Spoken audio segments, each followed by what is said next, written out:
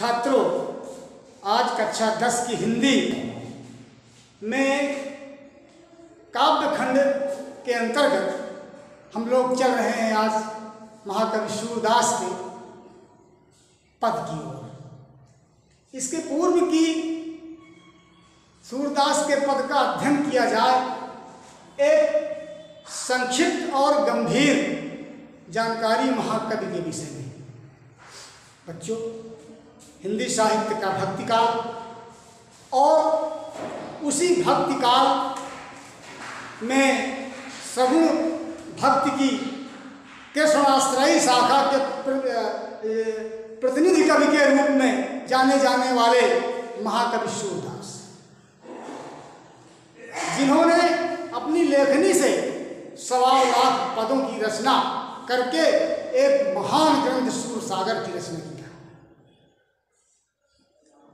एक दोनों आंखों से अंधा होने वाला व्यक्ति, जिसके अंदर एक विलक्षण प्रतिभा, और उसने अपनी प्रतिभा को अपनी लेखनी के बल से समाज में प्रसाद की तरह बांटा और सारा समाज उनकी उस प्रसाद को पा करके कृतकृत्य और धन्य हो गया।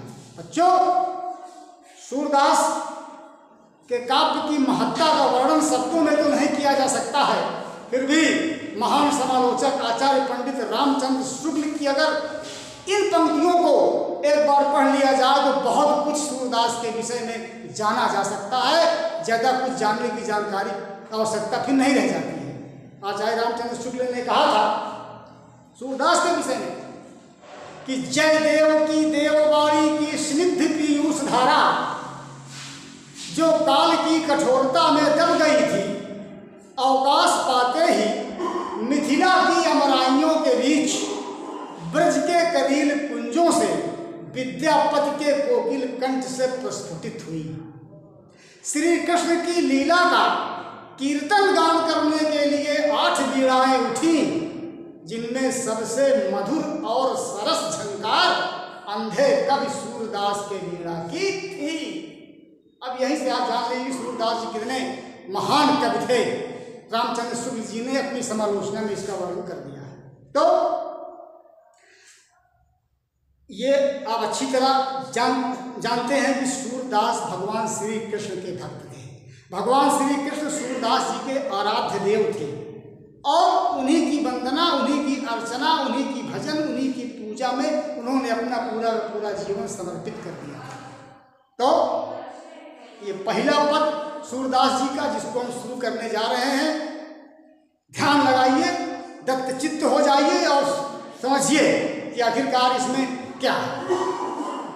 चरण कमल बंदो हरि राई, जाकी कृपा पंगु गिरि लंघे, अंधे को सब कुछ तरसाई, बहिरा सुने गूंग पुनि बोले, रंग चले सिर छत्र धराई, सूरदास स्वामी करुणामय बार बार बंदौती पाई। एक एक शब्द का शब्दशः मैं इसकी व्याख्या करने जा रहा हूं, समझिएगा। चरण कमल बंदो हरि राई, समझिए बच्चों, चरण कमल, जिनके चरण कमल के समान हैं। किनके चरण? भगवान श्री कृष्ण के चरण जो हैं वो कमल के समान होते हैं। तो चरण कमल, कमल रूपी चरणों की बंदों, चरण कमल बंदों, भगवान श्री कृष्ण के कमल रूपी चरणों की हरि राई माने, हरि माने भगवान, राई माने भगवान, हरि राई के पूरे का मतलब होगा भगवान श्री कृष्ण।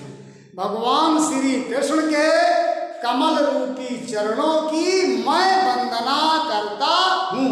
सूरदास जी कह रहे हैं कि भगवान श्री कृष्ण के कमल रूपी चरणों की मैं वंदना करता हूँ। और जानते चलिए, चरण कमल में रूपक अलंकार है बच्चों। उपमेय में उपमान, उपमेय में उपमान का भेद रहित आरोप जहाँ पर किया जाता है वहाँ रूपक अलंकार होता है। आप जब काव्य सौंदर्य लिखेंगे तो चरण कमल का को उद्धृत करके और बताएंगे आपकी कि इसमें इस जगह पर रूपक अलंकार है। आइए व्याख्या में चल रहे हैं।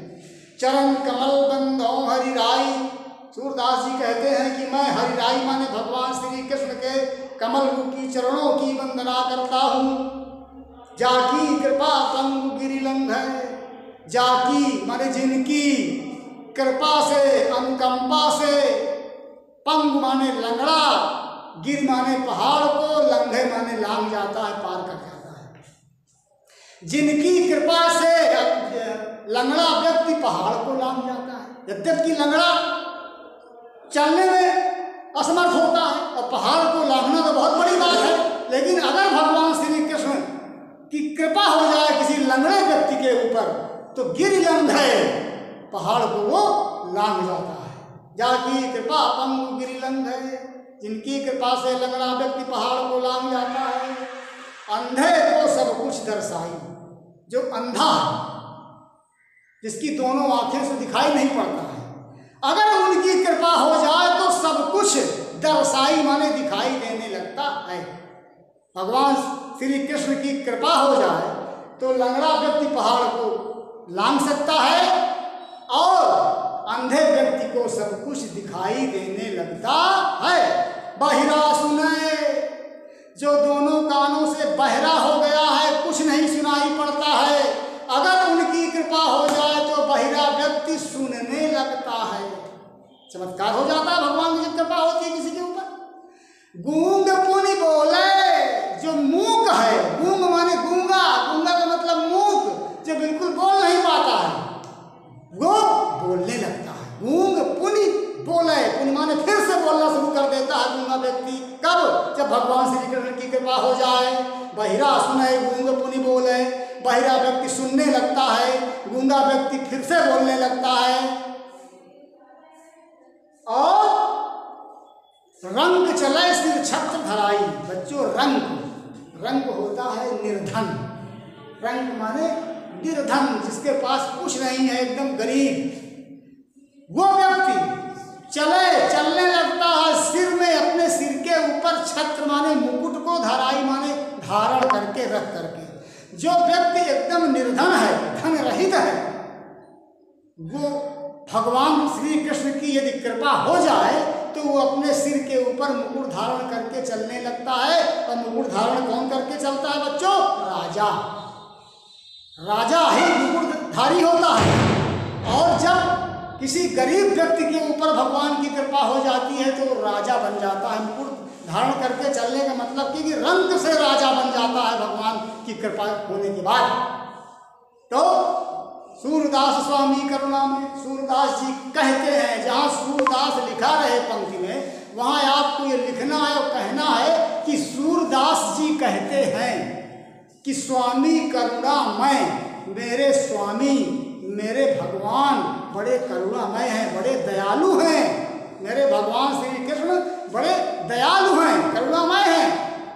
कौन कहता है? सूरदास जी कह रहे हैं कि मेरे स्वामी, मेरे भगवान बड़े करुणामय हैं। बार बार बंदौती पाई, बार बार मैं उनके पाई माने पैरों की, बंदो माने वंदना, ती माने उनके, मैं उनके पैरों की बार बार वंदना करता हूँ। मेरे भगवान बहुत दयालु हैं, मैं उनके पैरों की बार बार वंदना करता हूँ। एक बार समग्र व्याख्या में आ जाइए कि सूरदास जी कहते हैं कि मैं भगवान श्री कृष्ण के कमल रूपी चरणों की वंदना करता हूँ। जिनकी कृपा से, अर्थात जिनकी अगर कृपा हो जाए तो लंगड़ा व्यक्ति पर्वत को लांघ सकता है, अंधे व्यक्ति को सब कुछ दिखाई देने लगता है, बहिरा व्यक्ति सब कुछ सुनने लगता है और गूंगा व्यक्ति बोलने लगता है। और क्या होता है? रंग चले से छत्र धराई, जो गरीब है, निर्धन है, रंग है, वो राजा बन जाता है, अर्थात अपने सिर के ऊपर मुकुट धारण करके चलने लगता है। तो सूरदास जी कहते हैं कि मेरे भगवान श्री कृष्ण बड़े दयालु हैं, मैं उनके पाई माने पैरों की, चरणों की बार बार बंदो माने वंदना करता हूँ। बच्चों, इसमें काव्य सौंदर्य आपको लिखना है। अब इसे बताया दे रहा हूँ, व्याख्या के नीचे काव्य सौंदर्य डालेंगे। काव्य सौंदर्य के अंतर्गत भाषा में आप बताएंगे कि ब्रज भाषा, साहित्यिक ब्रज भाषा है। रस इसमें शांत रस है, भगवान की भक्ति और वंदना की बात कही गई, शांत रस है। छंद के अंतर्गत आप डालेंगे गेय पद है, ये तो सब पूरे के पूरे जितने सूरदास के पद हैं, ये छंद में आप लिखेंगे गेय पद हैं। अलंकार में मैंने बता दिया कि रूपक अलंकार तो आपको तुरंत ही मिल रहा है शुरुआत करते हुए, और एक अनुप्रास अलंकार है, और एक है सबसे अंतिम वाली लाइन में बार बार जहाँ पर लिखा हुआ है वो पुनरुक्ति प्रकाश अलंकार है। बच्चों, एक शब्द लगातार 2 बार अगर आ जाए, शब्द अक्षर की बात नहीं कर रहा हूँ, शब्द अगर लगातार 2 बार आ जाए तो उसको कहते हैं पुनरुक्ति प्रकाश अलंकार। ये आप है गुण जो है माधुर्य गुण है, शैली जो है वो मुक्तक शैली में लिखी गई है रचना, ये इसका काव्य सौंदर्य है। और इसको आप अच्छी तरह खूब पढ़ लीजिए, और इसको हम तो कहते हैं आप इसको कंठस्थ कर लीजिए, इसको आप जो है इतना याद कर लीजिए कि आपका एक गीत बन जाए, गीत के रूप में आप इसको गाते रहें, अपने आप इसका अर्थ, इसकी व्याख्या आपको स्पष्ट होता रहेगा, और भगवान की भजन है आपके लिए पुण्य भी मिलता रहेगा। तो ये पहला है। अब आइए आगे हम चल रहे हैं। अविगत गत कछु कहत न आवे, ज्यों गूंगे मीठे फल का रस अंतर्गत ही भावे, परम स्वाद सब ही निरंतर अमित तोष उपजावे, मन बानी को अगम गोचर सो जाने जो पावे, रूप रेख गुण जात जुगत बिन निरालंब कित धावे, सद्विध अगम विचारी ताते सूर सगुन पद गावे, अविगत गत कछु कहत न आवे। बच्चों, ये पद सूरदास का जो आपके पाठ्यक्रम में रखा गया है, मैं तो ये समझता हूँ कि सूरदास जी ने भगवान श्री कृष्ण की भक्ति करने के लिए एक स्पष्टीकरण दिया है पूरे संसार को। सूरदास जी बता रहे हैं कि मैं भगवान श्री कृष्ण की भक्ति क्यों करता हूँ, कारण क्या है भक्ति करने का, उनको अपना आराध्य देव मैंने क्यों मान लिया। इसी की स्पष्टीकरण में ये पद लिखा गया है। थोड़ा दिमाग पर जोर दीजिएगा, कुछ क्लिष्ट शब्द हैं इसमें, आपको समझने में थोड़ा दिमाग और लगाना पड़ेगा। देखिए, आइए, आप जानते हैं कि भक्ति काल में निर्गुण और सगुण 2 धाराएं थी।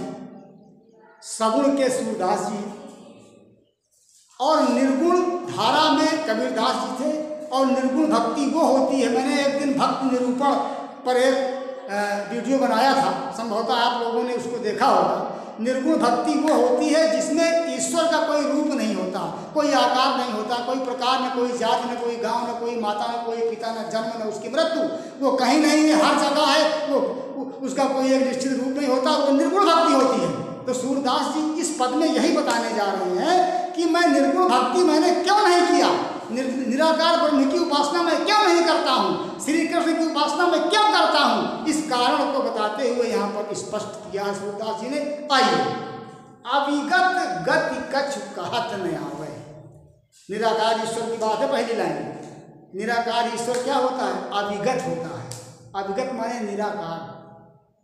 अविगत, जिसके विषय में कोई ज्ञान ना हो, कोई जानकारी ना हो, वो निराकार है। भाई, जब कोई आकार नहीं है, कुछ पता नहीं है निराकार ईश्वर के विषय में, तो वो अविगत है। अविगत माने निराकार भगवान, निराकार ईश्वर की गति, निराकार ईश्वर की गति, स्थिति, दशा कछु कहत न आवे, कुछ कहते नहीं बनता है। सूरदास जी कहते हैं कि अविगत ईश्वर की, अर्थात निराकार ईश्वर की गति कुछ कहते नहीं बनता। क्यों भाई?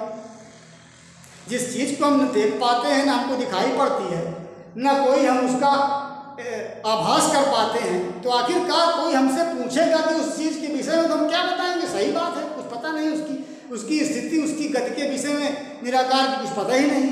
वही बात ये बता रहे हैं सूरदास कि अविगत गति कछु कहत न आवे। अविगत माने निराकार ईश्वर की गति जो है कुछ कहते नहीं बनती है। ज्यों, उपमा अलंकार आ गया बच्चों, ज्यों आ गया सब, उपमा देने जा रहे हैं। ज्यों गूंगा मीठे फल का रस। अब थोड़ा व्यवहारिक जगत में आकर के प्रैक्टिकल कर लीजिए ना, घर में जा करके तो अपने दिमाग में यही कर लीजिए कि कोई गूंगा व्यक्ति है, उसको आप बहुत बढ़िया कोई मीठा फल ला करके खाने के लिए दे दिए, गूंगा खा लेगा, बड़ा बढ़िया उसको टेस्ट आएगा, उसके खाने के बाद बहुत मजा आएगी। लेकिन आप अगर उसके और खूब उसको संतोष भी हो जाएगा खा करके। और आप अगर उससे पूछेंगे कहो भाई बताओ इसका टेस्ट कैसा रहा, तो बता पाएगा? नहीं बता पाएगा, क्योंकि वो गूंगा है। उसके अंदर उसका टेस्ट है, खूब आनंद उसने ले लिया है, लेकिन बोल नहीं पाएगा, व्यक्त नहीं कर पाएगा, क्योंकि वो गूंगा है। वही हाल होता है निराकार ईश्वर की पूजा करने वाले या भक्ति करने वाले लोगों की। आनंद तो निराकार ईश्वर में अपार है, लेकिन अगर उस ईश्वर के विषय में उनसे पूछा जाए तो कुछ नहीं बोल पाते हैं। जैसे गूंगा व्यक्ति मीठे फल के रस का आनंद लेने के बाद उसके आनंद को नहीं बता सकता है।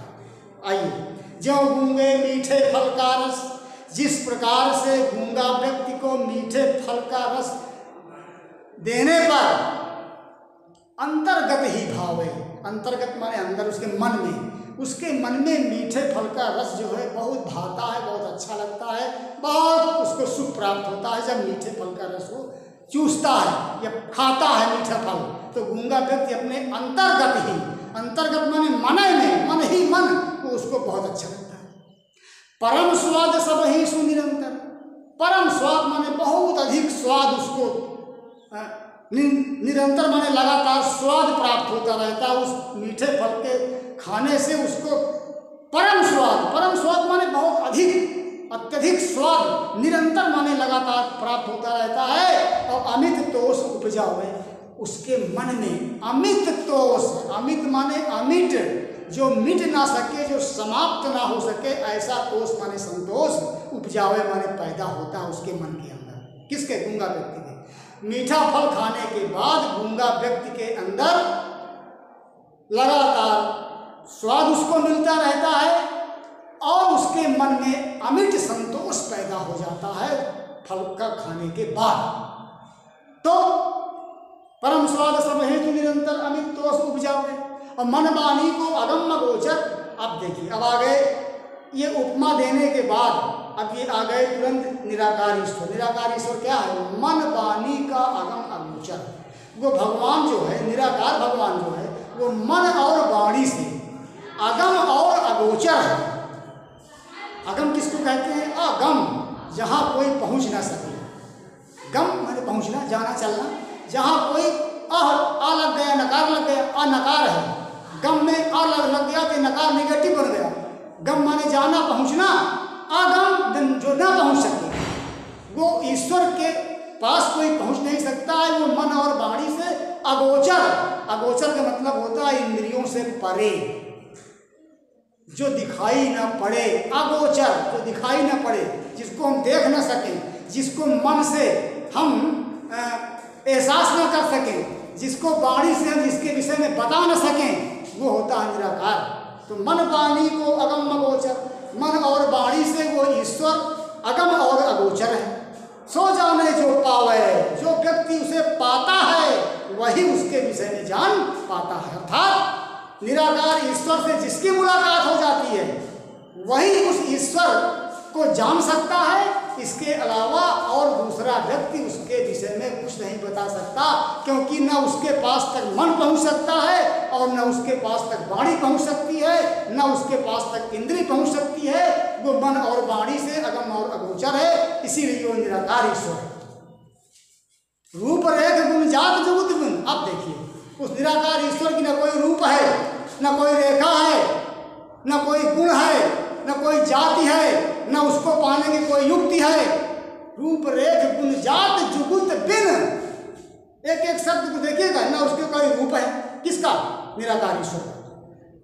न कोई रेखा है उसकी, न कोई गुण है, न उसका कोई जाति है, न उसके पाने की कोई जुगुति माने युक्ति है। तो भाई निरालंब, बिना आलंब के, बिना सहारे के कित धावे, कहाँ पर दौड़ा जाए। धावे माने दौड़ा जाए, मन को कहाँ दौड़ाया जाए। जब ईश्वर का कोई रूप नहीं है, कोई आकार प्रकार नहीं है, तो भला मन को कहाँ दौड़ाया जाए, कि मतलब मन को कहाँ लगाया जाए। सब विद अगम विचारे ही, सब प्रकार से अगम माने खूब गहराई से विचार करके, मैंने खूब गहराई से विचार कर लिया हर प्रकार से। ताते सूर सगुन पद गावे, सूरदास जी कहते हैं कि ताते माने इसीलिए मैं सगुन पद गाता हूँ, अर्थात सगुण ईश्वर की भक्ति करता हूँ। मैंने खूब विचार लिया है और विचारने के बाद मैं सगुण ईश्वर के भक्ति करता हूँ या सगुण ईश्वर के भजन गाता हूँ या गीत गाता हूँ, क्योंकि वो ईश्वर जो है निराकार है, उसकी गति के विषय में कुछ कहा नहीं जा सकता है। बच्चों वही है, काव्य सौंदर्य में सब कुछ वही है। भाषा साहित्यिक ब्रज भाषा है, रस जो है शांत रस है, छंद वही गेय पद है, शैली मुक्तक है, और गुण जो है माधुरी गुण है, और अलंकार अनुप्रास कई जगह पर यहाँ पर मिल रहा है। तो ये इसका काव्य सौंदर्य रहा। अच्छी तरह पढ़िएगा, व्याख्या करना है आपको, और हम चल रहे हैं आगे अगले पद में। देखिए